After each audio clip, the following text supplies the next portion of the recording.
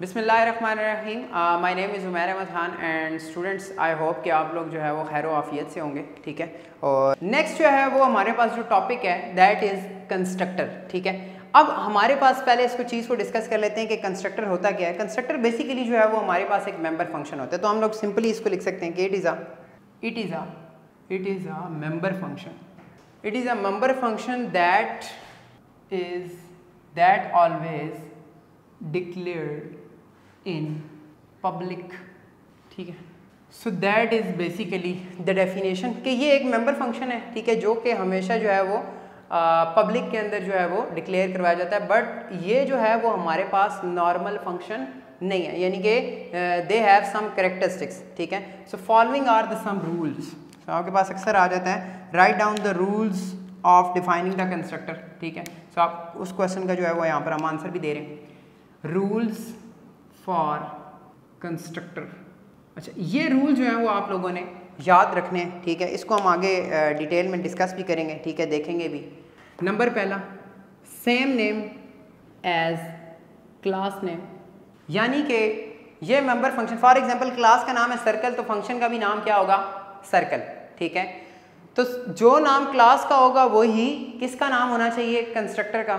ठीक है, दूसरा जो इसका रूल है, always declared in public specifier।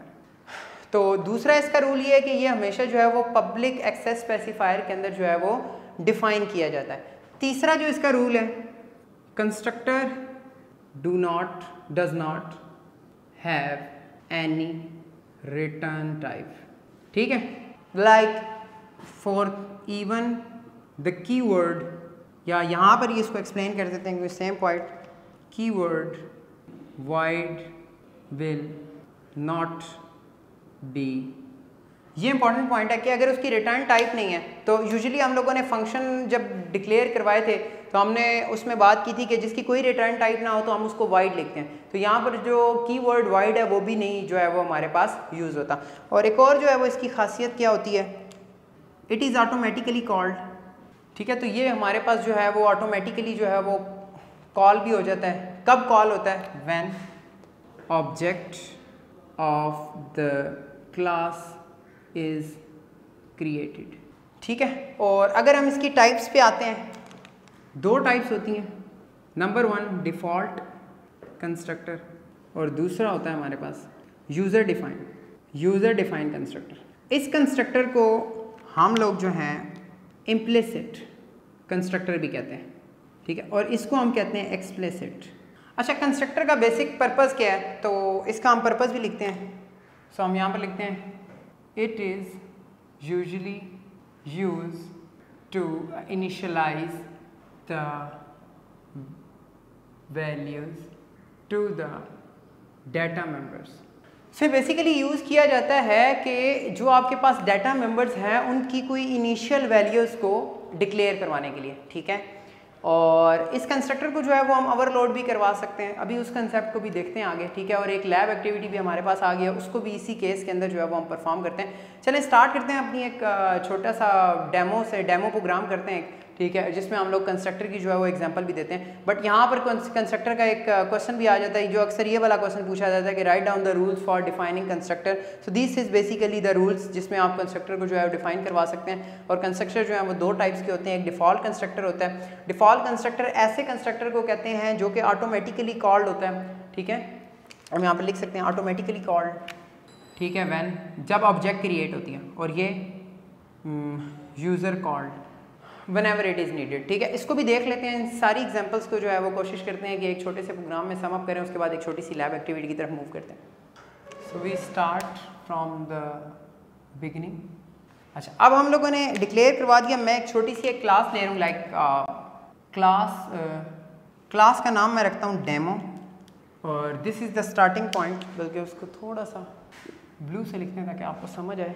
सो ये हमारे पास क्लास है जिसका नाम हम लोगों ने रखा है डेमो। ठीक है, तो इसके अंदर कुछ मेंबर फंक्शन होंगे और कुछ डाटा मेंबर्स होंगे और कुछ मेंबर फंक्शंस होंगे, लेकिन मैं सिर्फ इसके अंदर एक कंस्ट्रक्टर आपको कॉल करवा के दिखा रहा होता हूँ। फॉर एग्जांपल हमें कीवर्ड यहाँ पर लिखना पड़ेगा पब्लिक। ठीक है, और यहाँ पर मैं एक फंक्शन डिक्लेयर करवाता हूँ जिसको मैं कह देता हूँ डेमो और यहाँ पर मैं लिखता हूँ डेमो क्लास। ठीक है, एक हम लोगों ने एक कंस्ट्रक्टर कॉल करवा दिया।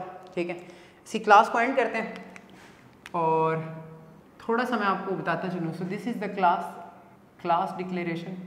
ठीक है, और this is called access specifier and this is constructor. ठीक है, सो दिस इज़ कंस्ट्रक्टर। अच्छा, so this is end of the class. Move towards our main, और मेन के अंदर हम लोग लेट्स से के डेमो डी। अब हम लोगों ने क्या कहा, तो ये object of the class object declaration. अब अगर हम इसकी आउटपुट में आते हैं, आउटपुट में इसको देख लें कि आउटपुट किस तरह से जो है वो हम लेकर आ रहे हैं। अब हमने यहाँ पर कोई कॉलिंग नहीं की। ठीक है, आपको नज़र आ रहा होगा कि नॉर्मल फंक्शन की कॉल जो है वो हम किस तरह से कर सकते हैं। आपको चाहिए था कि अगर मैंने कंस्ट्रक्टर को कॉल करना था तो मुझे ये नॉर्मल जो है वो फंक्शन की कॉल है। ठीक है, लेकिन कंस्ट्रक्टर जो है वो इस तरह नहीं कॉल किया जाता। Constructor is automatically called when the object is created. अब यहाँ पर हमारे पास जो है वो ऑब्जेक्ट जो है वो जो है वो क्रिएट हुई है। ठीक है, इसको जो है वो हम यूज़र डिफाइंड कंस्ट्रक्टर भी कह लेते हैं। अगर देखें, एक आप बात को अंडरस्टैंड करेंगे, फॉर एग्जांपल आपने कोई कंस्ट्रक्टर जो है वो नहीं डिफाइन कराया, या प्रीवियसली हम लोगों ने जो एक लैब एक्टिविटी की है, प्रीवियसली जो हम लोगों ने कुछ सीखा, ठीक है, उसके अंदर हम लोगों ने ऑब्जेक्ट्स क्रिएट की, लेकिन उसके अंदर जो है वो कंस्ट्रक्टर नहीं होता।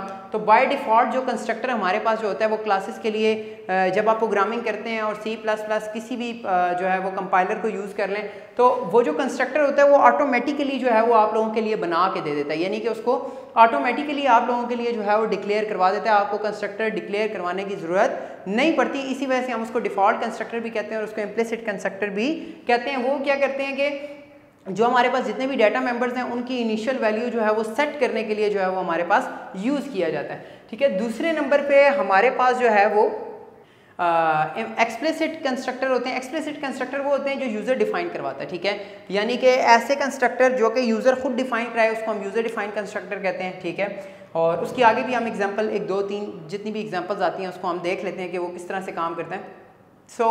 यहाँ पर हम लोगों ने एक ऑब्जेक्ट क्रिएट की, तो जैसे ही ऑब्जेक्ट क्रिएट करेंगे हमारे पास ये कंस्ट्रक्टर ऑटोमेटिकली कॉल हो जाएगा। तो जैसे ही ये कंस्ट्रक्टर ऑटोमेटिकली कॉल हुआ तो इसको कॉल करने की ज़रूरत नहीं, हमने जस्ट डी लिखा है, इसका मतलब ऑब्जेक्ट क्रिएट हुई है, तो ये जो कंस्ट्रक्टर है ये ऑटोमेटिकली कॉल हो जाएगा और ये आपको क्या कहेगा, यहाँ पर आपको डिस्प्ले करवा देगा demo class. So this is how जो आपके पास कंस्ट्रक्टर है वो वर्क्स, कि किस तरह जो है वो कंस्ट्रक्टर जो है वो आपके पास काम करता है। अच्छा, इसके बाद हम लोग मूव करते हैं कंस्ट्रक्टर ओवरलोडिंग, कि कंस्ट्रक्टर को ओवरलोड कैसे किया जा सकता है और उसको कॉल कैसे किया जा सकता है। So there is a concept कि कंस्ट्रक्टर ओवरलोड जो है वो कैसे किया जा सकता है। तो कंस्ट्रक्टर जिस तरह हम लोगों ने चैप्टर नंबर 6 में पढ़ा था कि एक फंक्शन ओवरलोडिंग होती है, ठीक है, इसी तरह से आपके पास कंस्ट्रक्टर ओवरलोडिंग भी हो सकती है। तो कंस्ट्रक्टर ओवरलोडिंग किस तरह से होती है कि आप उसके अंदर कोई ना कोई एक आर्ग्यूमेंट पास कर दें। लेट सपोज कि मैं आपको एक एग्जांपल दे देता हूं तो आपको आइडिया हो जाएगा कि it is a process of declaring a multiple constructor, ठीक है, with the same name as the class name but having different parameters और the sequence of the parameter will be differ. ठीक है, तो वही सारी चीज़ें जो हम लोगों ने वहाँ पर की थी। अब यहाँ पर एक चीज़ को नोट करिएगा, यहाँ पर मैं एक और जो है वो डेमो इंट ए, और यहाँ पर मैं लिख देता हूँ 1 आर्ग्यूमेंट कंस्ट्रक्टर। ठीक है, एक और भी कंस्ट्रक्टर जो है वो आप बना सकते हैं। ठीक है, I am just showing you के कंस्ट्रक्टर ओवरलोडिंग बेसिकली कैसे होती है। So this is the end of the class, और मेन में हम क्या करते हैं, तो गौर से मेरी बात सुनिएगा। लेट सपोज कि दिस इज़ योर क्लास, ठीक, सॉरी, क्लास का नाम हमारे पास है डेमो। अच्छा, डेमो के अंदर बेसिकली हम लोगों ने कंस्ट्रक्टर जो है वो कॉल करवाना है। ठीक है, सो हम लोग लिखेंगे for example D comma D1 3 D2। सो एक चीज़ जो यहाँ पर मैं भूल गया हूँ कि यहाँ पे हम एंडल लगा लेते हैं ताकि आउटपुट में आपको मसला ना हो। अब आते हैं इसके आउटपुट के ऊपर, तो देखते हैं कि कंस्ट्रक्टर ओवरलोडिंग बेसिकली क्या चीज़ है और ये किस तरह से जो है वो काम करती है। अच्छा, देखें, हमारे पास जब भी ये ऑब्जेक्ट कॉल हुई तो ये सिंपल ऑब्जेक्ट है। ठीक है, अब लेट सपोज कि डी है, तो डी के लिए क्या हुआ, ये जो 0 आर्ग्यूमेंट कंस्ट्रक्टर है वो ऑटोमेटिकली कॉल हो गया, तो हम लोगों ने लिखा डेमो क्लास। ये इसकी सेकंड ऑब्जेक्ट कॉल हुई है। ठीक है, this is the second object. ठीक है, सेकंड ऑब्जेक्ट जब कॉल हुई है तो ये एक आर्ग्यूमेंट ले रहा है। अब ये देखें, इसको कॉल करने का तरीका आप देख लें। ठीक है, नॉर्मल अगर होता तो हम लोग इस तरह से लिखते d1 डॉट डेमो, ठीक है। लेकिन कंस्ट्रक्टर के केस में ये ऐसे कॉल नहीं होगा, ठीक है। नॉर्मल जो है वो ऐसे कॉल होता है, लेकिन कंस्ट्रक्टर को ऐसे कॉल नहीं किया जाता। अब इसका मतलब ये है कि ये एक जो है वो एक अलग से ऑब्जेक्ट है, यानी कि इसके अंदर हमारे पास 3 ऑब्जेक्ट्स हैं, ठीक है। यानी कि हम लोगों ने 3 ऑब्जेक्ट्स को डिक्लेयर करवाया। अब ये जो D है ये बेसिकली सिंपल जो है वो कॉल थी, ठीक है। अब ये D1 है, ठीक है। तो D1 से क्या हुआ, ये जो हमारे पास एक आर्ग्यूमेंट कंस्ट्रक्टर है तो हमारे पास ये आउटपुट आ जाएगी। तो यहाँ पर लिखा हुआ आएगा 1 आर्ग्यूमेंट कंस्ट्रक्टर, ठीक है। नेक्स्ट लाइन पे आ गया। उसके बाद D2 है। अब यहाँ पर भी कोई ऑब्जेक्ट नहीं है, तो आप लोग इस तरह मल्टीपल कंस्ट्रक्टर भी बना सकते हैं, ठीक है। एक से ज़्यादा ऑब्जेक्ट्स के लिए भी बना सकते हैं, बट रूल वही है कि उसकी रिटर्न टाइप नहीं होनी चाहिए, हमेशा पब्लिक में जो है वो कॉल किए हुए होने चाहिए, same name as class name होना चाहिए। So this is the basic criteria. और कॉल करने का जो डिफरेंस है वो देख लें, ठीक है। नॉर्मल जो फंक्शन है उसको ऐसे कॉल किया जाता है, ठीक है। और जो कंस्ट्रक्टर है उसको थोड़ा सा डिफरेंट है कि इस तरह से जो है वो कॉल किया जाता है। तो यहाँ पर हमारे पास 1 आर्ग्यूमेंट कंस्ट्रक्टर है और यहाँ पर हमारे पास फिर डेमो क्लास, ठीक है। तो इस तरह से आप मल्टीपल जो है वो कंस्ट्रक्टर जो है वो कॉल कर सकते हैं। नेक्स्ट जो है वो हम मूव करते हैं अपने अगले टॉपिक के ऊपर, that is very simple, destructor. So example हम यही देंगे, तो इसको मैं यहीं पे लिखा रहने देता हूँ। अच्छा जी, तो डिस्ट्रक्टर को देख लेते हैं कि डिस्ट्रक्टर हमारे पास क्या होता है। सो इसके कुछ रूल्स हैं, कुछ डेफिनेशंस हैं, ठीक है। उसको हम देख लेते हैं। तो पहला, same name as class name but with tilde sign like this thing. तो ये हमारे पास जब भी कॉल्ड होगा तो हमारे पास same name as class name होगा और टिल्ड साइन के साथ होगा। It does not have any return type, ठीक है। और तीसरा, keyword void is not used, ठीक है। Always declared in public. 5th point, can not be overloaded, ठीक है। एक और इसमें पॉइंट आ जाता है इसका, it can not pass, it can not take any argument, a class can have only 1 destructor. So ये जो है वो इसके कुछ इंपॉर्टेंट पॉइंट्स हैं, इसको डिस्कस कर लेते हैं। पहला पॉइंट जो मैंने लिखा कि same name as class name, कि जो क्लास का नेम है वही आपके पास जो है वो जो डिस्ट्रक्टर है उसका भी नाम होगा, बट उसके साथ पीछे क्या आएगा, एक टिल्ड साइन आएगा। आगे उसका डेमो इंशाल्लाह प्रोग्राम करते हैं तो फिर आपको ये समझ में आ जाएगी। It does not have any return type, keyword wide is not used, ठीक है। ऑलवेज डिक्लेयर इन पब्लिक, ये सारी चीज़ें वही हैं जो हम लोग कंस्ट्रक्टर के लिए कॉल करते हैं, but there are some few things जो कि हमारे पास जो है वो कंस्ट्रक्टर और डिस्ट्रक्टर में फ़र्क होता है। एक तो ये कि it can not be overloaded, और एक ये टिल्ड साइन, ठीक है। और ये हमारे पास जो है वो ओनली 1 कंस्ट्रक्टर जो है वो हमारे पास हो सकता है, ठीक है, ये पॉइंट। और it can not take any argument. So these are the points जो कि आपको कंस्ट्रक्टर और डिस्ट्रक्टर को थोड़ा सा डिफर करते हैं। चलें लेट्स स्टार्ट, तो इसको स्टार्ट करते हैं कि हमारे पास डिस्ट्रक्टर क्या हो सकता है, ठीक है। सो यहाँ पर आपके पास कंस्ट्रक्टर था, यहाँ पर हम लोग लिख सकते हैं कंस्ट्रक्टर, और इसके बाद हम लोग लिखते हैं डेमो। टिल्ड साइन हमने लगा दिया, यानी कि ये साइन जो है वो सिंबल यूज़ होता है। So this is called destructor, और इसका हम लिख सकते हैं डिस्ट्रक्टर। ख़त्म हो गया, क्लास जो है वो आपके पास एंड हो गई। अच्छा, अब डिस्ट्रक्टर का पर्पज़ क्या होता है, जो मेन इंपॉर्टेंट क्वेश्चन है, ठीक है। तो हम यहाँ पर लिखते हैं the purpose of destructor is to deallocate memory space. यानी कि कंस्ट्रक्टर का बेसिक पर्पज़ क्या है कि वो जो डाटा मेंबर्स हैं उनको उनकी वैल्यूज़ जो है सम इनिशियल वैल्यूज़ को इनिशियलाइज़ करवाना, ठीक है। और डिस्ट्रक्टर का मेन पर्पज़ क्या होता है कि जो मेमोरीज हमारे पास डाटा मेंबर्स और मेंबर फंक्शंस ने ली हुई हैं, ठीक है, उसको क्लियर करवाना मेमोरी के अंदर से, उसको डी एलोकेट करवाना, ठीक है। अब फॉर एग्जांपल ये भी इसकी एक एग्जांपल हो सकती है। यहाँ पर मैं इसका जो है वो कमेंट लिख देता हूँ, दिस इज़ कॉल्ड डिस्ट्रक्टर। और इसके मेन फंक्शन पे आते हैं। सो मेन फंक्शन पे अगर हम आए तो हम जस्ट लिखते हैं demo D and get ch। So हमने ये एक क्लास बनाई, ठीक है, और क्लास का हमने एक ऑब्जेक्ट कॉल कर दिया। तो अगर हम इसकी आउटपुट पे आए तो हमारे पास आउटपुट में आपके पास आ जाएगा कंस्ट्रक्टर डिस्ट्रक्टर। एक दफ़ा मतलब जब ये ऑब्जेक्ट क्रिएट किया, ठीक है, तो उसका हमारे पास जो आपके पास आ गया कंस्ट्रक्टर आ गया, और जब ये मेमोरी डी एलोकेट हुई तो यहाँ पर हमारे पास जो है वो डिस्ट्रक्टर आ गया, ठीक है। इसकी एक आपके पास लैब एक्टिविटी भी है, इंशाल्लाह उसको भी परफॉर्म करते हैं कि वो क्या कहती है, ठीक है, उसको लेके चलते हैं, ठीक है, उसको देखते हैं कि वो लैब एक्टिविटी हमारे पास क्या कहती है। अच्छा, अब मूव करते हैं लैब एक्टिविटी की तरफ। तो इसी लैब एक्टिविटी को थोड़ा सा चेंज कर लेंगे, ठीक है, तो हमारे पास आइडिया हो जाएगा कि बेसिकली हम लोगों ने क्या काम करना है। सेम यही वाला प्रोग्राम जो हमने प्रीवियस के लिए किया है। लैब एक्टिविटी में वो कहता है कि हमारे पास एक क्लास बनानी है जिसका नाम आपने रखना है डेमो की जगह, तो हम यहाँ से इसका नाम चेंज करेंगे, so with the keyword class, और जो इसका नाम है वो हम लोग रखेंगे कंस्ट्रक्ट डिस्ट्रक्ट, ठीक है, ये नाम रख लिया जो भी उसने नाम दिया है, ठीक है। तो ये नाम भी चेंज हो जाएगा, यानी कि हमने एक कंस्ट्रक्टर और डिस्ट्रक्टर की एग्जांपल करनी है, जस्ट सिंपल। सो हमने कोई चीज़ नहीं चेंज की, जस्ट इसको कर दिया कंस्ट्रक्टर, मतलब कंस्ट्रक्ट डिस्ट्रक्ट, कंस्ट्रक्ट, और ये डिस्ट्रक्ट, यहाँ पर भी कंस्ट्रक्ट, ठीक है, और इसके साथ हम लोगों ने लगा दिया टिल्ड साइन, ठीक है। यहाँ पर आके चेंज क्या होगी कि यहाँ पर क्लास का नेम चेंज हो जाएगा, यानी कि कंस्ट्रक्ट हो जाएगा कंस्ट्रक्ट डिस्ट्रक्ट, ठीक है, डी।